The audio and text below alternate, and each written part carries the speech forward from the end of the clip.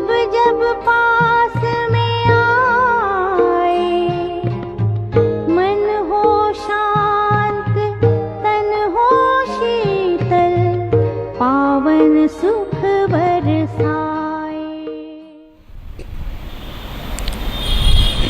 ओम शांति। मीठे बच्चे, तुम अभी श्रीमत पर సైలెన్స్ की अति में जाते हो। మధురమైన పిల్లలు, మీరిప్పుడు శ్రీమతానుసారము సైలెన్స్ యొక్క అతిలోకి వెళ్తారు। तुम्हें बाप से शांति का वर्षा मिलता है। మీకు బాబా నుండి శాంతి యొక్క వారసత్వము లభిస్తుంది। శాంతి మే సబ్ కుచ్ ఆ జాతా హై। శాంతిలో అన్నీ వచ్చేస్తాయి। ప్రశ్న, నయి దునియాకి స్థాపన కా ముఖ్య ఆధార్ క్యా హై? కొత్త ప్రపంచం యొక్క స్థాపనకి ముఖ్య ఆధారం ఏమిటి? ఏమిటి జవాబు? पवित्रता। बाप जब ब्रह्मा तन में आकर नई दुनिया स्थापन करते हैं, तब तुम आपस में भाई बहन हो जाते हो। బాబా వచ్చి బ్రహ్మతనువులో వచ్చి కొత్త ప్రపంచాన్ని స్థాపన చేసినప్పుడు మీరు పరస్పరము సోదరులు అవుతారు। స్త్రీ పురుషులనే భావము తొలగిపోతుంది। ఈ అంతిమ జన్మలో పవిత్రులు అవుతారు। అప్పుడు పవిత్ర ప్రపంచానికి యజమానిగా అవుతారు। మీరు స్వయంతో ప్రతిజ్ఞ చేస్తారు, మేము సోదరులుగా ఉంటామని। వికారాల యొక్క దృష్టి పెట్టుకోము, ఒకరినొకరు సావధానం చేసి ఉన్నతిని పొందుతాము అని।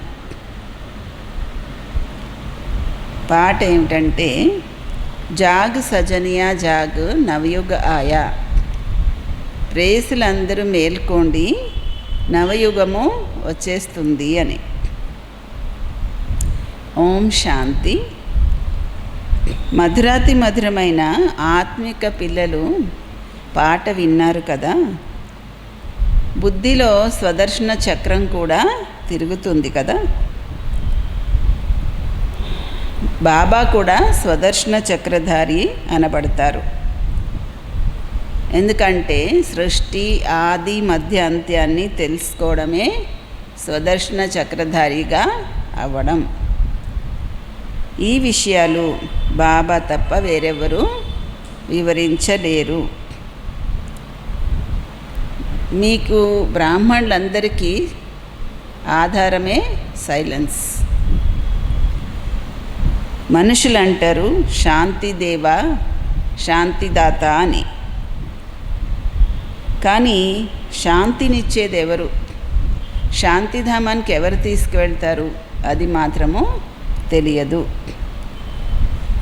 మీకు మాత్రమే తెలుసు। బ్రాహ్మణుడు మాత్రమే స్వదర్శన చక్రధారి అవుతారు। దేవతలు స్వదర్శన చక్రధారి అనబడరు। ఎంత రాత్రి పగలుకున్న తేడా ఉంటుంది। తండ్రి పిల్లలకి మీకు వివరిస్తున్నారు, మీరు ప్రతి ఒక్కరూ స్వదర్శన చక్రధారులు, నంబర్ వార్ పురుషార్థానుసారము। తండ్రిని స్మృతి చెయ్యాలి, ఇదే ముఖ్య విషయం। బాబాని స్మృతి చేయడము అనగా శాంతి యొక్క వారసత్వాన్ని తీసుకోవడము। శాంతిలో అన్నీ వచ్చేస్తాయి। మీ ఆయువు కూడా పెరుగుతుంది, నిరోగి శరీరము తయారవుతుంది। బాబా తప్ప వేరెవరూ స్వదర్శన చక్రధారి అవ్వలేరు, ఆత్మే అవుతుంది। బాబా తప్ప వేరెవరూ స్వదర్శన చక్రధారిగా చేయలేరు, ఆత్మ అవుతుంది। బాబా కూడా స్వదర్శన్ చక్రధారి, ఎందుకంటే ఆయనలో కూడా సృష్టి ఆది మధ్య అంత్య జ్ఞానము ఉంది. పాట విన్నారు కదా, ఇప్పుడు కొత్త ప్రపంచము స్థాపన అవుతూ ఉంది. ఈ పాట మనుషులే తయారు చేస్తారు, అందరూ మేల్కోండి నవయుగం వస్తుంది అని. బాబా దాని సారాన్ని వివరిస్తారు. ఆయన ఆత్మలందరికీ తండ్రి. మరి పిల్లలు పరస్పరము ఏమవుతారు? సోదరులు అవుతారు. బాబా కొత్త ప్రపంచాన్ని రచించినప్పుడు ప్రజాపిత బ్రహ్మ ద్వారా మీరు సోదరి సోదరులు అయ్యారు. ప్రతి ఒక్కరూ బ్రహ్మ కుమారి. ఈ విషయం బుద్ధిలో ఉన్నట్లయితే స్త్రీ పురుషులనే భావం కూడా తొలగిపోతుంది. బ్రహ్మ కుమారి కుమారులు అంటే సోదరి సోదరులు. మనుషులు ఈ విషయాలన్నీ అర్థం చేసుకోరు. వాస్తవానికి మేమందరూ సోదరులు అన్న విషయాన్ని అర్థం చేసుకోరు. బాబా రచన చేసినప్పుడు మీరు సోదరి సోదరులు అవుతారు. క్రిమినల్ దృష్టి అనేది తొలగిపోతుంది. బాబా స్మృతి ఇప్పిస్తారు. మీరు కూడా ఇంతకాలం నుంచి పిలుస్తూ వచ్చారు, ఓ పతిత పావన అని. ఇప్పుడు నేను అవతరించాను, మీకు చెప్తున్నాను, ఈ అంతిమ జన్మలో పవిత్రులు అవ్వండి అని. మీరు పవిత్ర ప్రపంచానికి యజమానిగా అవుతారు. ఎలా అవుతారు? పవిత్రులైతే పవిత్ర ప్రపంచానికి యజమానిగా అవుతారు. ఈ ప్రదర్శని అయితే ప్రతి ఒక్కరింట్లోనూ ఉండాలి. ఎందుకంటే మీరు బ్రాహ్మణులు. మీ ఇంట్లో ఈ చిత్రాలు తప్పకుండా ఉండాలి. దీని గురించి వివరించడం కూడా చాలా తేలిక. 84 జన్మల చక్రం అయితే బుద్ధిలో ఉంది కదా. సరే, అయితే మీరు చెప్పలేకపోతే మీకు బ్రాహ్మణిని ఇస్తామంటున్నారు. బాబా దగ్గర అప్పుడు బ్రాహ్మణీలు ఎక్కువ ఉన్నట్టున్నారు. అందుకని మీరు ప్రతి ఇంట్లోనూ పెట్టుకున్నట్లయితే మీకు చెప్పలేకపోతే నేను బ్రాహ్మణిని ఇస్తాను అంటున్నారు బాబా. ఇప్పుడైతే అంతేం సీన్ లేదు. బ్రాహ్మణీలు ఎవరన్నా మనకిస్తే తీసుకుంటాం, అంతే తప్ప మనం ఎవరికి ఇచ్చేది లేదన్నమాట. అప్పుడు బాబా దగ్గర యజ్ఞంలో చాలామంది పిల్లలు ఉండేవారు. వాళ్ళందరినీ సేవలో పంపిస్తారు బాబా. అందుకని మీరు ఇంట్లో చిత్రాలు పెట్టుకోండి, మీరు చెప్పొచ్చు. మీరు చెప్పలేకపోతే నేను ఎవరినైనా బ్రాహ్మణిని ఇస్తాను అంటున్నారు బాబా. ఒక టీచర్ని ఇస్తాను అంటున్నారు బాబా. వాళ్ళు వచ్చి సర్వీస్ చేసి వెళ్తారు. మీరు ప్రదర్శని చెయ్యండి. భక్తి మార్గంలో కూడా ఎవరైనా కృష్ణుడికి పూజ చేస్తే మంత్రాలు అవి ఏమీ తెలియకపోతే బ్రాహ్మణుని పిలుస్తారు కదా.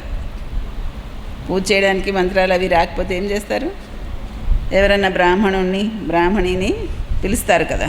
వాళ్ళు రోజు వచ్చి పూజ చేసి వెళ్తారు. మీరు కూడా పిలుచుకోవచ్చు అలాగా. ఇక్కడైతే చాలా సహజము. బాబా ప్రజాపిత బ్రహ్మ ద్వారా సృష్టి రచించి ఉంటారు. అందుకనే తప్పకుండా బ్రహ్మ కుమారి కుమారులు సోదరి సోదరులు అయి ఉంటారు. ప్రతిజ్ఞ చేస్తారు, మేము సోదరి సోదరులై ఉంటాము, వికారి దృష్టి పెట్టుకోము అని. ఒకరినొకరు సావధానం చేసుకొని ఉన్నతి పొందాలి. ముఖ్యమైనది స్మృతి యాత్ర. వాళ్ళు సైలెన్స్ యొక్క బలంతో ఎంతగా పైకి వెళ్ళడానికి ప్రయత్నిస్తారు. సైలెన్స్ కాదు, వాళ్ళు సైన్స్ బలంతో ఎంతగా పైకి వెళ్ళడానికి ప్రయత్నిస్తారు. కానీ పైనేమి ప్రపంచం లేదు. బాబా చెప్పే జ్ఞానం ప్రకారం అయితే, బాబా త్రికాలదర్శి, ఆయన చెప్తున్నారు ఇంకెక్కడ ఏ గ్రహాలపైన లోకం ఏం లేదు, సృష్టి లేదు. సృష్టి అంటూ ఏమైనా ఉంది అంటే భూమండలం పైనే ఉంది అని. పైనేమి ప్రపంచం లేదు. ఇదంతా సైన్స్ అతిలోకి వెళ్ళడం. ఇప్పుడు మీరు సైలెన్స్ యొక్క అతిలోకి వెళ్తారు. శ్రీమతానుసారం వాళ్ళది సైన్సు, ఇక్కడ మీది సైలెన్స్. పిల్లలకి తెలుసు ఆత్మ అయితే స్వయం శాంత స్వరూపము. మీకు అనిపిస్తుందా మేము సైలెన్స్ యొక్క లోతుల్లోకి వెళ్తున్నాము అని? ఎంత సైలెన్స్, బాబా స్మృతి, ఆత్మాభిమాని స్థితి ఎంత సైలెన్స్ అయిపోవాలంటే ఇంక అస్సలు బాహ్యంలోకి రావాలని కానీ మాట్లాడాలని కానీ ఇష్టం అవ్వకూడదు. అది ఒకటి, సైలెన్స్లోకి వెళ్ళడం ఫస్ట్, మామూలు సైలెన్స్. రెండో సైలెన్స్ ఏంటంటే నెమ్మదిగా ఇంకా సంకల్పాలు కూడా చేయాలని ఇష్టం అవ్వకూడదు. ఫస్ట్ మాట్లాడాలని ఇష్టం అవ్వకూడదు. అది కొంత సైలెన్స్లో లోపలికి అంతర్ముఖి అవ్వడం, ఆత్మస్వరూపం యొక్క స్మృతిలోకి వెళ్తూ ఆ మాత్రం సైలెన్స్లోకి ధ్వనికి అతీతంగా వెళ్ళగలుగుతాం. వెళ్ళినప్పుడు ఇంకా ధ్వనిలోకి రావాలని ఇష్టం అవ్వదు. ఇంకా సైలెన్స్ ఏంటంటే ఇంకా నిరాకారి స్థితి. ఇంకా ధ్వనే కాదు కదా, సంకల్పాలు కూడా చేయాలని ఇష్టం అవ్వకూడదు. పూర్తిగా ఆత్మ తన ఒరిజినల్ సైలెన్స్ని అనుభూతి చెందాలి. ఎప్పటికి వెళ్తాం ఆ సైలెన్స్లోకి? ఆ సైలెన్స్ పవర్తోనే చాలా శక్తి వస్తుంది. అంటే మీరు పరంధామానికి వెళ్ళాక సైలెన్స్ వరల్డ్లో ఉంటారు, అదేం పెద్ద విశేషం కాదు. కానీ ఇక్కడ ఉండగా మీరు సైలెన్స్ని ఎంత అనుభూతి చేస్తుంటే ఆ సైలెన్స్ పవరు పరంధామం యొక్క శక్తిని ఇక్కడ ఉపయోగించినట్టు ఉంటుంది. ఈ సృష్టిని పరివర్తన చేయడానికి ఉపయోగపడుతుంది. మరి మనమే కదా ఆ సైలెన్స్ శక్తిని ఈ సృష్టి పరివర్తన కోసం ఇవ్వవలసిన వాడు. మనం ఎంతెంత సైలెన్స్ యొక్క లోతులోకి వెళ్ళిపోతామో అంతంత ఆ సైలెన్స్ యొక్క శక్తి ఈ సృష్టి పరివర్తనకి ఉపయోగపడుతుంది అన్నమాట. అందుకని ఇప్పుడు బాబా మన నుంచి ఏం కోరుకుంటున్నారు అన్నది మనకు అర్థం అవ్వాలి. అవునా? ఇక్కడ మీదేమో సైలెన్స్, పిల్లలకి తెలుసు. ఆత్మ అయితే స్వయం శాంత స్వరూపము. ఈ శరీరం ద్వారా మళ్ళీ పాత్ర చేయవలసి ఉంటుంది. కర్మ లేకుండానైతే ఎవరు ఉండలేరు కదా.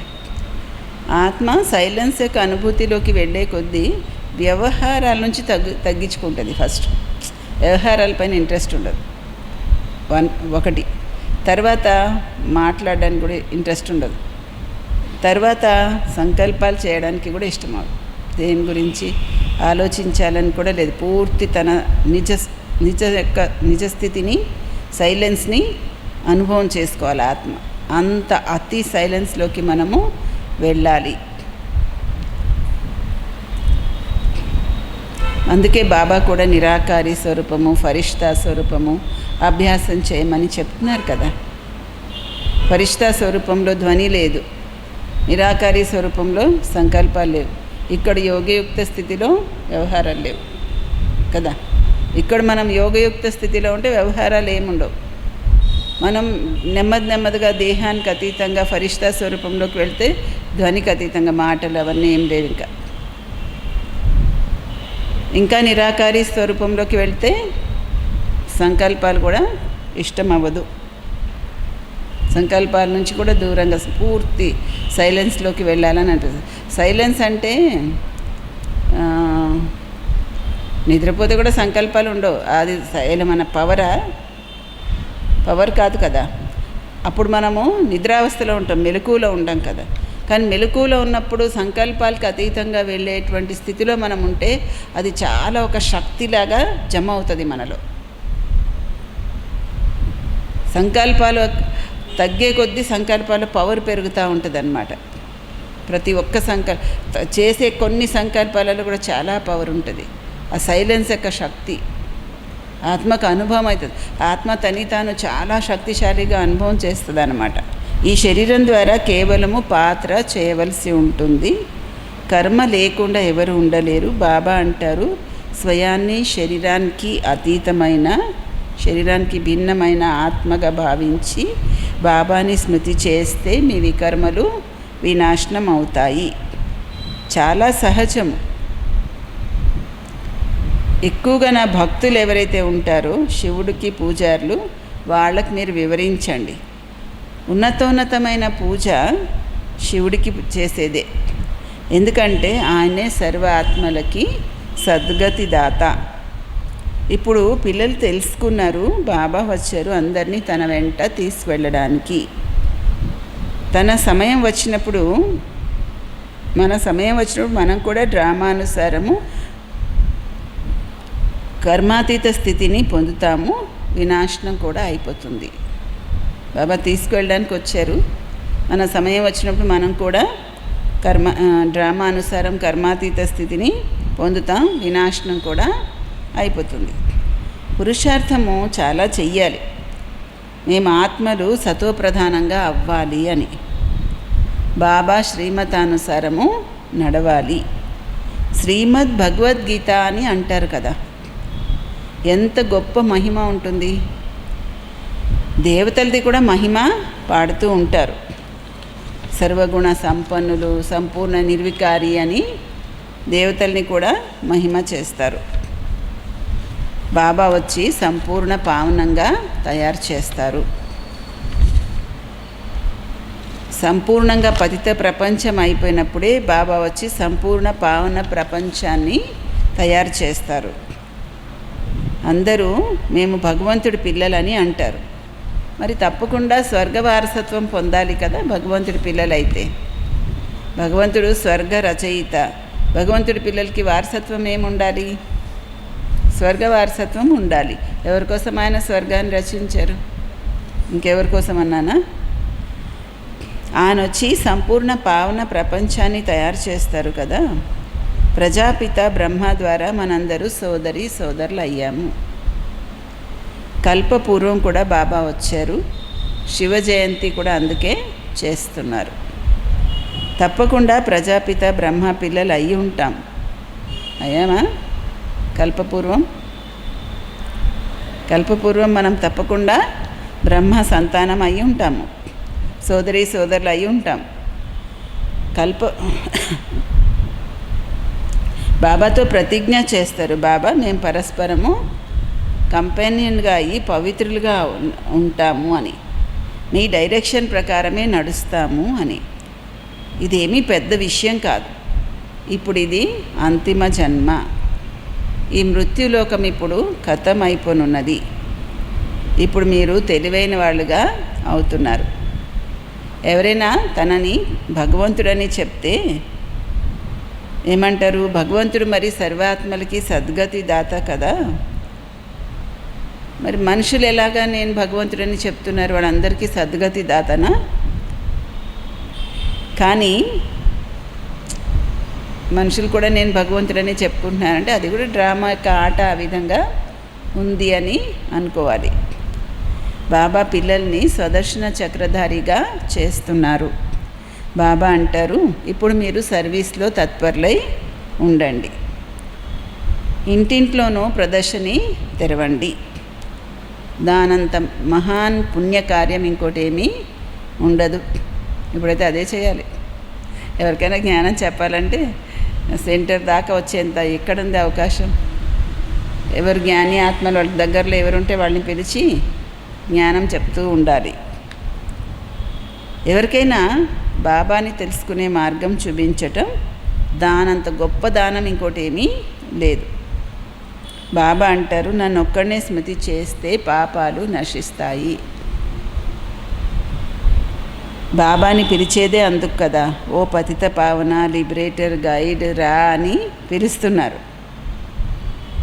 మీకు కూడా పాండవులని పేరు వచ్చింది కదా. బాబా కూడా పండ ఆత్మలందరినీ తీసుకువెళ్తారు. అంటే బాబాని స్మృతి చేస్తే వికర్మలు వినాశనం అవుతాయి, రైటే. కానీ ఇప్పుడు మనకి ఎంత సమయం ఉంది? మనం ఎంత స్మృతి చేస్తున్నాం? ఎంత వికర్మలు వినాశనం అయ్యాయి? ఇంకా ఎంత పెండింగ్ ఉంది? అది అర్థమవుతుందా? అర్థం అవ్వట్లేదా? జయంతి బెహన్ దగ్గరికి ఎవరో వచ్చి నాకు పురుషార్థం చేయడానికి ఇంకా చాలా టైం కావాలని అనిపిస్తుంది నాకు అంటుందండి. నాకు కావాలని అనిపిస్తుంది కానీ అక్కడ టైం ఉండొద్దు. ఉన్న టైంలోనే మనం చేసేసేయాలి కదా పురుషార్థం. అంటే ఎంత అటెన్షన్ ఉండాలి? ప్రతి క్షణము బాబా స్మృతి పైన చాలా అటెన్షన్ ఉండాలి కదా. ముందు మనకి సంలగ్నత ఉండాలి. కానీ గృహస్థులు చూడండి పాపం, వాళ్ళకి రకరకాల విషయాలు, బుద్ధి ఒకసారి ఇటు వెళ్తుంది అటు వెళ్తుంది ఎన్నో. కానీ బాబా మనకి ఇంత మంచి అవకాశం ఇచ్చినందుకు దీన్ని ఉపయోగించుకుంటే చాలా ఉన్నతంగా వెళ్ళొచ్చు. లేదంటే పోగొట్టుకున్నట్టే, విలువైన ఛాన్స్ని కూడా పోగొట్టుకున్నట్లే. చాలా అంటే 63 జన్మల నుంచి చేసిన వికర్మలు ఉన్నాయి, దానితో ఏర్పడిన సంస్కారాలు ఉన్నాయి. మళ్ళీ ఈ జన్మలో కూడా చేసినటువంటి వికర్మలు కొన్ని ఉంటూ ఉంటాయి. అవన్నీ పోవాలి కదా.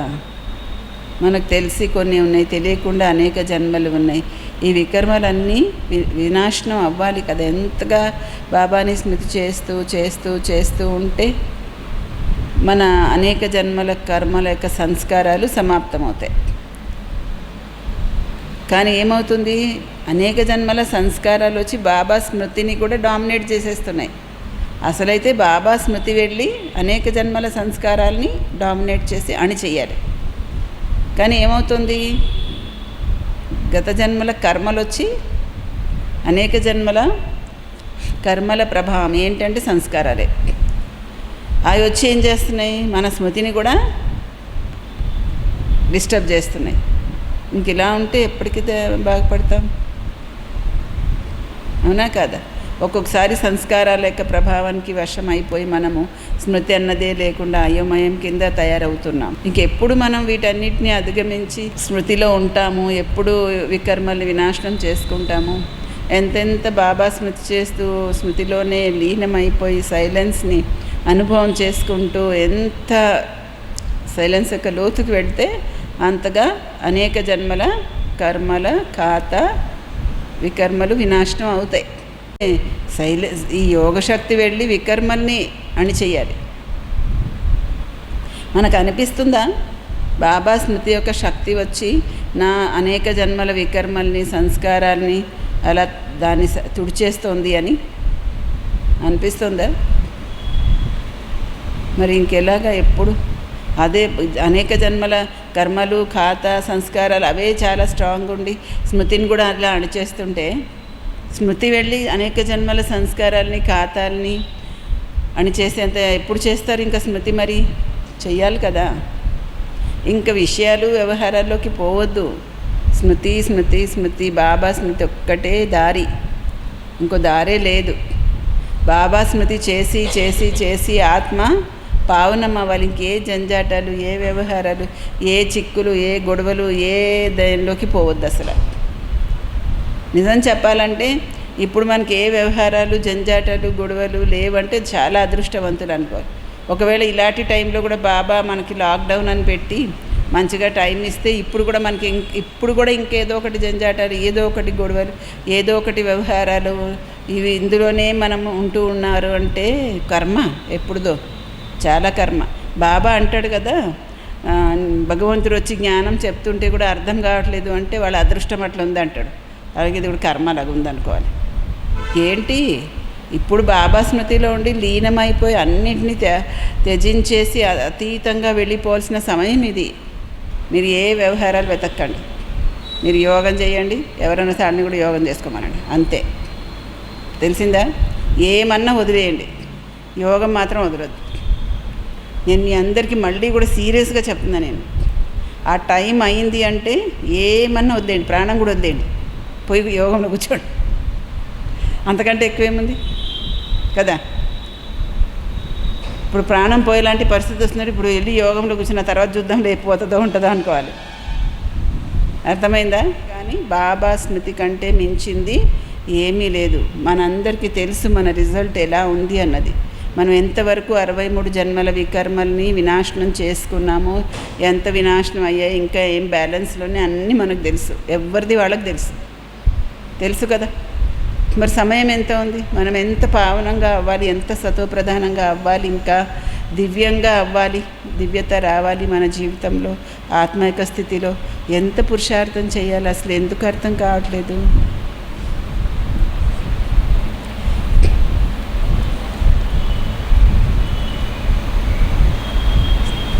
బాబా కూడా ఆత్మలందరినీ తీసుకువెళ్తారు. అక్కడ భౌతిక పండాలు ఉంటారు, ఇక్కడ ఆత్మిక పండ. అది భౌతికమైన యాత్రలు, ఇది ఆత్మిక యాత్ర. సత్యయుగంలో భౌతిక యాత్రలు, భక్తి మార్గానివన్నీ ఉండవు. అక్కడ మీరు పూజ్యులు అవుతారు. ఇప్పుడు బాబా మిమ్మల్ని ఎంత తెలివైన వాళ్ళుగా చేస్తున్నారు. మరి బాబా శ్రీమతానుసారము నడవాలి కదా. ఏదైనా సంశయం ఉంటే అడగండి. ఇప్పుడు బాబా అంటున్నారు, మధురాతి మధురమైన పిల్లలు, దేహి అభిమాని అవ్వండి. స్వయాన్ని ఆత్మగా భావించి బాబాని స్మృతి చెయ్యండి. మీరు నా గారాభమైన పిల్లలు కదా. బాబా చెప్పిన ఈ మాటలు మీకు మళ్ళీ మళ్ళీ గుర్తొస్తాయి తర్వాత. మీరు నా గారాభమైన పిల్లలు కదా, మధురమైన పిల్లలు, స్వయాన్ని ఆత్మగా భావించి నన్ను ఒక్కడనే జ్ఞాపకం చెయ్యండి అని ఎంత ప్రేమగా చెప్తున్నారు బాబా. అర్థకల్పం నుంచి మీరు నా ప్రేయసులు. ఒక్కడికి చాలా పేర్లు పెట్టారు. ఎన్ని పేర్లు, ఎన్ని మందిరాలు కట్టించారు. అసలైతే నేను ఒక్కడనే. నా పేరు శివుడు. నేను 5000 సంవత్సరాల క్రితం కూడా భారతదేశంలోనే వచ్చాను. పిల్లల్ని అడాప్ట్ చేసుకున్నాను.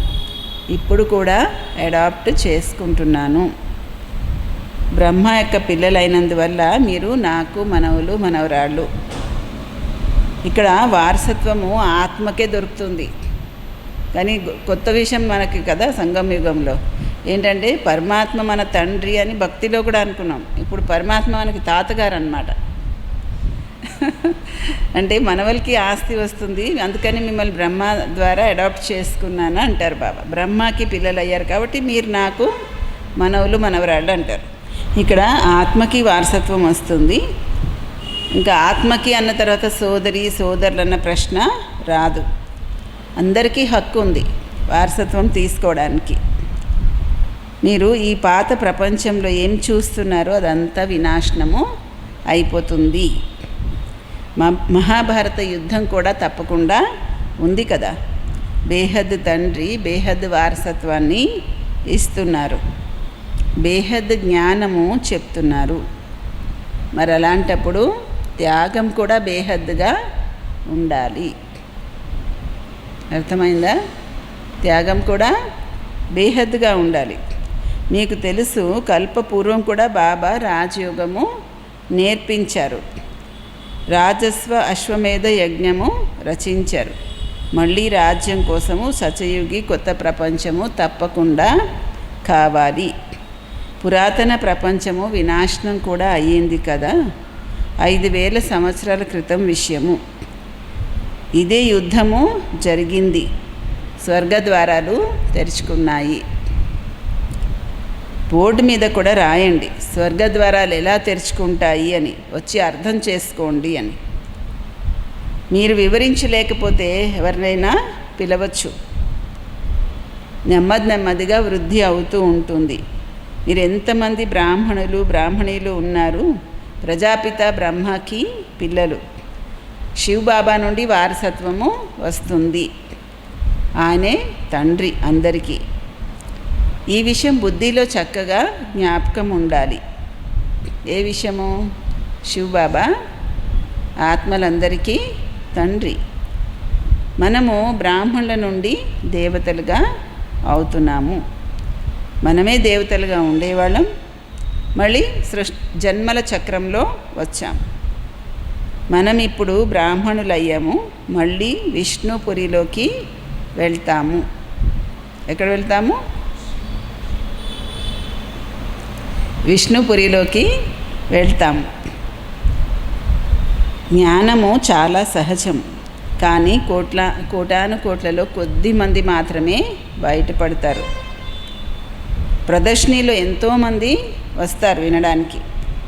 కష్టం మీద ఎవరో ఒకరు జ్ఞాన మార్గంలో నిలబడతారు. కొందరైతే కేవలం చాలా బాగుంది, చాలా బాగుందని మహిమ పాడతారు అంతే. మేము వస్తాము అని అనేవాళ్ళు ఎవరో కొద్దిమంది 7 రోజుల కోర్సు తీసుకుంటారు. 7 రోజుల విషయం కూడా ఏముంది ఇప్పుడు. గీతా చెప్పేవాళ్ళు కూడా గీతా సప్తాహం అని పెడుతున్నారు. 7 రోజులైతే మీరు భట్టీలో తప్పకుండా ఉండాలి. స్వయాన్ని ఆత్మగా భావించి తండ్రిని స్మృతి చేయడం వల్ల చెత్త ఆత్మలో నుంచి తొలగిపోతుంది. అర్థకల్పం యొక్క మురికి రోగాలన్నీ ఏం మురికి రోగం ఉంది? దేహాభిమానం. అది తొలగిపోతుంది. దేహీ అభిమాని అవ్వాలి. 7 రోజుల కోర్స్ ఏమీ పెద్ద ఎక్కువ కాదు. ఎవరికైనా క్షణంలో కూడా బాణం తగులుతుంది. ఆలస్యంగా వచ్చేవాళ్ళు ఇంకా ముందుకు వెళ్ళొచ్చు కూడా. మనము ఈ రేస్లో పాల్గొని బాబా నుండి వారసత్వము తప్పకుండా తీసుకుంటాము. కొందరైతే పాత వాళ్ళకంటే కూడా ఇంకా ముందుకి వెళ్తారా? పాత వాళ్ళకంటే ముందుకు వెళ్ళిపోవచ్చు అంటున్నారు బాబా. ఎందుకంటే బాబా రోజు రోజుకి మంచి మంచి పాయింట్స్ చెప్తూ ఉంటారు. బాగా తయారైన సరుకులు దొరుకుతున్నాయి మీకు. ప్రదర్శని మొదలైన వాటిలలో వివరించడం కూడా చాలా సహజము. మీరు వివరించలేకపోతే అక్కయ్యల్ని పిలవండి, రోజు వచ్చి కథ చెప్పి వెళ్ళమని. రోజు వచ్చి చెప్పి వెళ్ళమని అక్కయ్యల్ని పిలవండి. 5000 సంవత్సరాల పూర్వము ఈ లక్ష్మీనారాయణల రాజ్యం ఉండేది. 1250 సంవత్సరాలు నడిచింది. ఎంత చిన్న కథ ఇది. మనము దేవీ దేవతలుగా ఉండేవాళ్ళము. మళ్ళీ మనమే క్షత్రియులు, వైశ్యులు, శూద్రులుగా అయ్యాము. మనము ఆత్మ బ్రాహ్మణులు అయ్యాము. మనమే హంసో అంటే అర్థం ఏమొస్తుంది? బాబా ఎంత యుక్తియుక్తంగా వివరిస్తారు. మనం ఇప్పుడు బ్రాహ్మణులు అయ్యాం, మనమే మళ్ళీ దేవతలు అవుతాం. ఇదే సోహం హంసో అని. విరాట్ రూపం కూడా ఉంది, కానీ అందులో బ్రాహ్మణులని శివబాబాని ఎగరగొట్టేశారు. అర్థమేమీ తెలుసుకోవట్లేదు. ఇప్పుడు మీరు ఎంత శ్రమ చేయాల్సి ఉంటుంది ఈ స్మృతిలో ఉండడం కోసము. వేరే ఏ సంశయము రాకూడదు. వికర్మాజీత్ అయ్యి ఉన్నత పదవి పొందాలి. ఈ చింతన కూడా సమాప్తి చేయాలి. ఏ చింతన? ఎందుకు జరుగుతుంది, అదేలా వాళ్ళు అలా ఎందుకు చేస్తున్నారు, ఈ చింతన కూడా సమాప్తి చేయాలి. ఒక్కొక్కసారి వస్తుంది కదా ఆలోచన, ఇది ఇలా ఎందుకు జరుగుతుంది, వాళ్ళు అలా ఎందుకు చేస్తున్నారు, ఇవన్నీ చింతనలు సమాప్తి చేయాలి. ఈ విషయాలన్నిటినీ వదిలేసి ఒకే ఒక చింతనలో ఉండాలి. మేము తమో ప్రధానం నుండి సతో ప్రధానంగా ఎలా అవ్వాలి అని. ఎంతగా బాబాని స్మృతి చేస్తే అంతగా వికర్మాజీత్ అయ్యి ఉన్నత పదవి పొందగలరు. వ్యర్థ విషయాలు విని మీ బుర్ర పాడు చేసుకోకండి. ఏమంటున్నారు బాబా?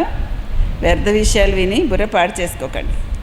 అన్ని విషయాలలో ఒకే ఒక విషయం ముఖ్యం. అన్ని విషయాల్లోకి ఒకే ఒక విషయం ముఖ్యము, దాన్ని మర్చిపోకండి. దేన్ని? బాబా స్మృతిని. వేరెవ్వరితోనూ టైం వేస్ట్ చేసుకోకండి. మీ టైం చాలా విలువైనది. తుఫాన్లలో భయపడకండి. చాలా కష్టం వస్తుంది, నష్టం కూడా వస్తుంది. అయినా బాబా స్మృతిని ఎప్పుడూ మర్చిపోవద్దు. బాబా స్మృతి వల్లనే పావనం అవ్వాలి. పురుషార్థం చేసి ఉన్నత పదవి పొందాలి. ఈ బాబా ముసలివాడు అయినా ఎంత ఉన్నత పదవి పొందే పురుషార్థం చేస్తున్నాడు. మరి మనం ఎందుకు అవ్వలేం? మనమే ముసలివాళ్ళు కాదు కదా. బ్రహ్మబాబా అంత ముసలాయన అయినా సరే ఎంత కష్టపడి యజ్ఞ సేవ చేశారు, ఎంతసేపు కూర్చొని అలాగ ఈ తపస్య చేశారు బ్రహ్మబాబా. మనమేం కష్టపడిపోతుంది మన చిన్న వయసు పెట్టుకొని, అవునా? బ్రహ్మబాబా ఎక్కువ శ్రమ చేశారా? పిల్లలు ఎక్కువ శ్రమ చేస్తున్నారా? మరి ఆయనే అంత ఉన్నత పదవి పొందితే మనం ఎందుకు పొందలేం? మనం కూడా పొందొచ్చు. ఇది కూడా చదువు కదా. మీరు ఇక్కడ ఏం పుస్తకాలు అవి పట్టుకొని తిరగవలసిన పని లేదు. పుస్తకాలు అవన్నీ ఏం మోయవలసిన పని లేదు కదా. మీ బుద్ధిలోనైతే మొత్తం కథ ఉంది. చాలా చిన్న కథ ఇది, పెద్ద కథ కూడా ఏం లేదు. ఒక క్షణం విషయం అంతే. జీవన్ముక్తి క్షణంలోనే దొరుకుతుంది కదా. ముఖ్య విషయము బాబాని స్మృతి చేయడం. బాబా మిమ్మల్ని విశ్వ యజమానిగా తయారు చేస్తున్నారు. ఆయన్ని మీరు మర్చిపోతున్నారా? మొన్న ఎవరో చెప్పారబ్బా, కొంతమంది పిల్లలు బాబా దగ్గర వచ్చి ఎదురుగా, మీరు ఈ పాయింట్ వినే ఉంటారు, బాబా ఎదురుగా వచ్చి, బాబా స్మృతిలో ఉండలేకపోతున్నాం, స్మృతి మర్చిపోతున్నాం అని అనేవారంట. అంటే వాళ్ళు వెళ్ళిపోయిన తర్వాత బాబా మమ్మతో అనేవారంట, देखो मम्मा इन बच्चों को शर्म नहीं आती जो बाप सारे विश्व का मालिक बनाते हैं ऐसे बाप के सामने आकर के कहते हैं कि याद भूल जाती है, इनको इतना भी शर्म नहीं है అనేవాడంట. ఇంత కూడా సిగ్గు లేదు వీళ్ళకి. ఆ బాబా ముందే వచ్చి బాబాని మర్చిపోతున్నామని చెప్తున్నారు. విశ్వ యజమానిగా, స్వర్గ యజమానిగా తయారు చేసే తండ్రిని మర్చిపోతున్నామని ఆయన ఎదురుగానే చెప్తున్నారు మళ్ళా అనేవాడంట. బాబా ఎదురుగానే మళ్ళీ వెళ్ళి, ఎప్పుడైనా లౌకిక పతి దగ్గర వెళ్ళి చెప్పండి, తంతడు పట్టుకొని నన్ను మర్చిపోయి ఎవరినిగా జ్ఞాపకం చేస్తున్నా అంటాడు. అవునా కదా? నీ బుద్ధి ఎవరి మీద ఉంది, నన్ను మర్చిపోవడం ఏంటంటాడు. అంటారా? లౌకిక పతి దగ్గర వెళ్ళి నేను గుర్తు చేయడం మర్చిపోతున్నా అని అంటారా? అంటే ఏమవుతుంది? అయితే ఎవరిని గుర్తు చేస్తున్నాను అంటారు. బాబాని ఎలా అనగలుగుతున్నారు ఎదురుగా? స్వర్గ వారసత్వం ఇచ్చే తండ్రిని మర్చిపోతున్నామని ఎలా? మర్చిపోయినా చెప్పడానికి సిగ్గుపడాలి. ఒక్కొక్కసారి ఇంట్లో ఏం చేస్తారు, మాతలు ఏమైనా వంటలు అవి చేసి వాళ్ళ భర్త ఇంటికి రాకపోతే ఆయన కోసం ఉంచాలని మర్చిపోయి అందరు తినేస్తే అయ్యో ఆయన కొంచెం మర్చిపోయామని కొట్టుకుంటారు, తల కొట్టుకుంటారు. కానీ చెప్తారా, మేము వండుకున్నాం తిన్నాం నేను మర్చిపోయాయి అని చెప్పి? ఇంకా ఆయనకు చెప్పొద్దు, ఏదో తినేసాం అయిపోయింది మాట్లాడి కూరుకోవాలనుకుంటారు. అంటే మర్చిపోయి ఆయనకు మిగిలించకుండా తినేసామన్నది చెప్పడానికి మంచిగా అనిపించదు. అలాంటిది బాబాని మర్చిపోయామని బాబా ఎదురుగానే చెప్పడానికి అనిపించాలి కదా, కొద్దిగా సిగ్గు అనిపించాలి కదా. విలువ ఏంటో తెలియట్లేదు. బాబా ఈ మధ్య చాలా చెప్తున్నారు. ఏమంటున్నారంటే, ఎవరితోనూ టైం వేస్ట్ చేయకండి, మీ టైం చాలా విలువైనది, తుఫాన్లతో భయపడకండి, చాలా కష్టాలు కూడా రావచ్చు, నష్టం కూడా రావచ్చు, కానీ బాబా స్మృతి ఎప్పుడు మర్చిపోవద్దు.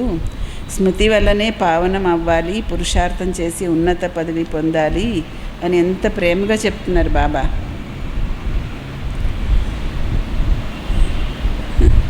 అలా బాబాని మర్చిపోతున్నామంటే బాబా ఏమంటారు?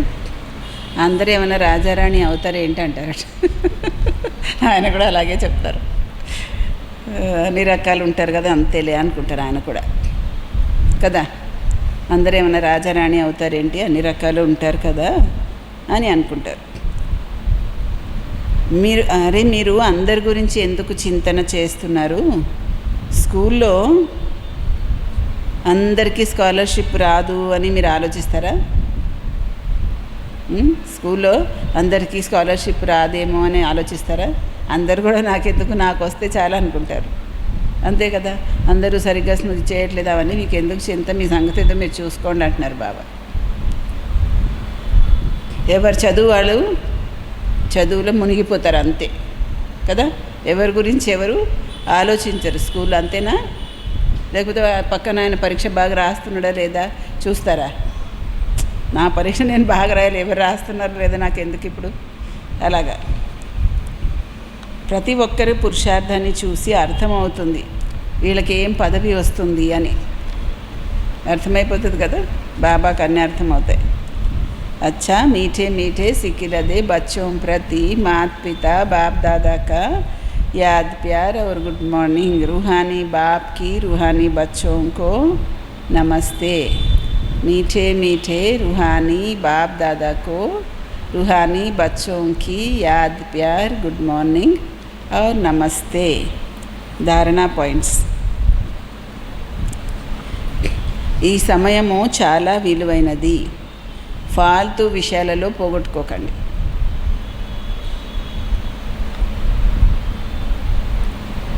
ఎన్ని తుఫాన్లు వచ్చినా నష్టం వచ్చినా బాబా స్మృతిలోనే ఉండాలి. ఎన్ని తుఫాన్లు వచ్చినా నష్టం వచ్చినా బాబా స్మృతిలోనే ఉండాలి. రెండో పాయింట్, తమో ప్రధానం నుండి సతో ప్రధానం అవ్వడానికి చింతన చెయ్యాలి. వేరే ఏ చింతన రాకూడదు. హంసో సోహం యొక్క చిన్న కథ, కానీ చాలా యుక్తిగా వివరించాలి, చాలా యుక్తిగా అర్థం చేసుకోవాలి, వివరించాలి. హంసో సోహం యొక్క చిన్న కథ యుక్తిగా అర్థం చేసుకోవాలి, యుక్తిగా వివరించాలి.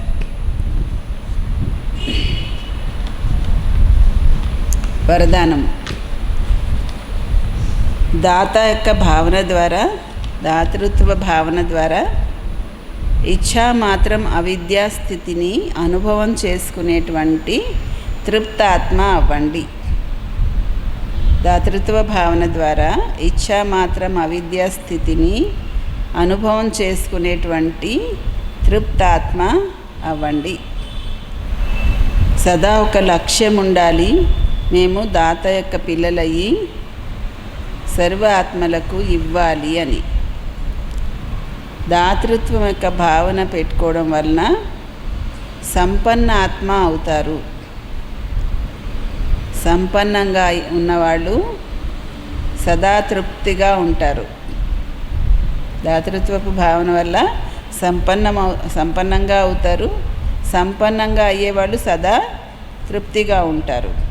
నేను ఇచ్చేటువంటి దాత సంతానాన్ని ఇవ్వడమే తీసుకోవడము, ఈ భావన సదా నిర్విఘ్నంగా ఇచ్ఛా మాత్రం అవిద్యా స్థితిని అనుభవము చేయిస్తుంది. సదా ఒకే లక్ష్యం వైపు మన దృష్టి ఉండాలి. ఆ లక్ష్యము బిందు. వేరే ఏ విషయాల్లోనూ విస్తారాన్ని చూస్తూ కూడా చూడకండి, వింటూ కూడా వినకండి.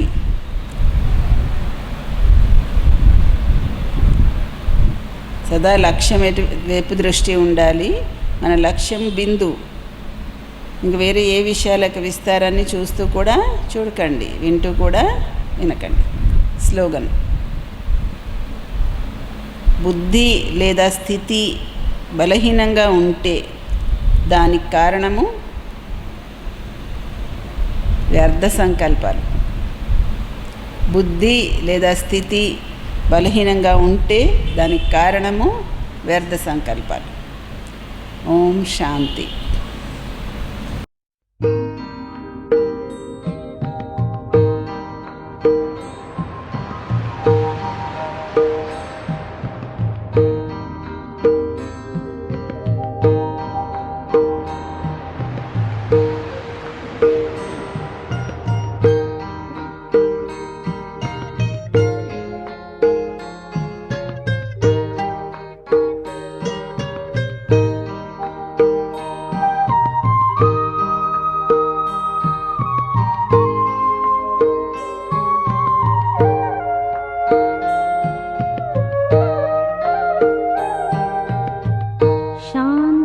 सागर की लहरें जब जब पास में आए, ओम शांति, ओम शांति।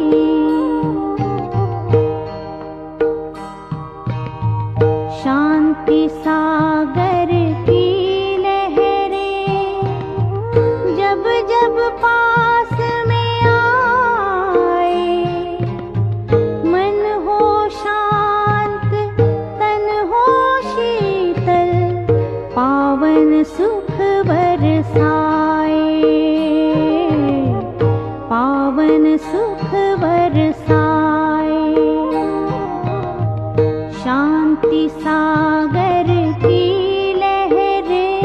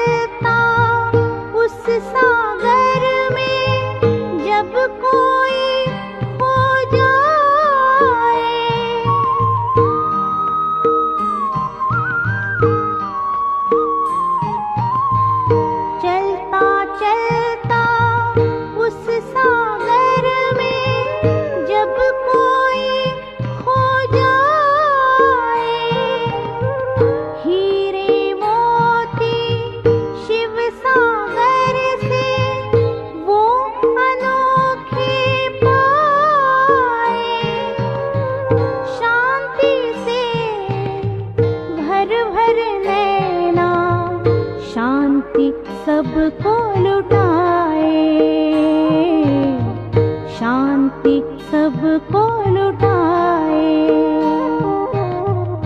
शांति सागर की लहरें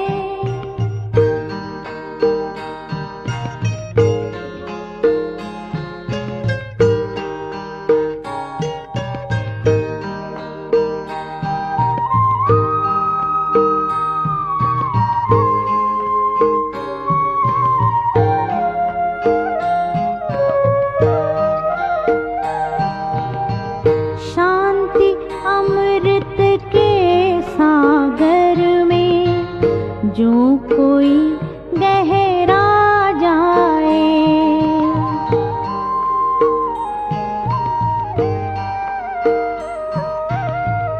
शांति अमृत के सागर में जो कोई गहरा जाए। आनंद के झूले झूले आत्म तृप्ति वो पाए। पा लिया अब जो पाना था फिर वो आत्मा गाए। फिर वो आत्मा गाए। शांति सागर की लहरें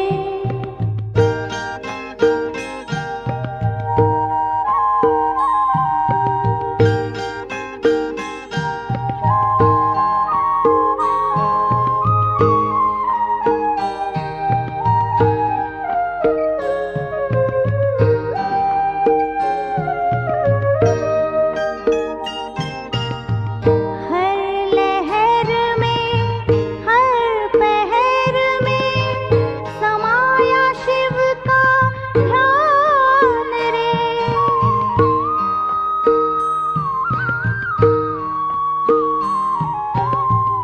हर लहर में हर पहर में समाया शिव का ध्यान रे।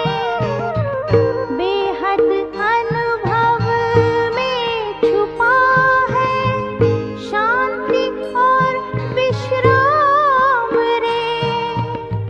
सागर में डूबी हर गागर शांति धारा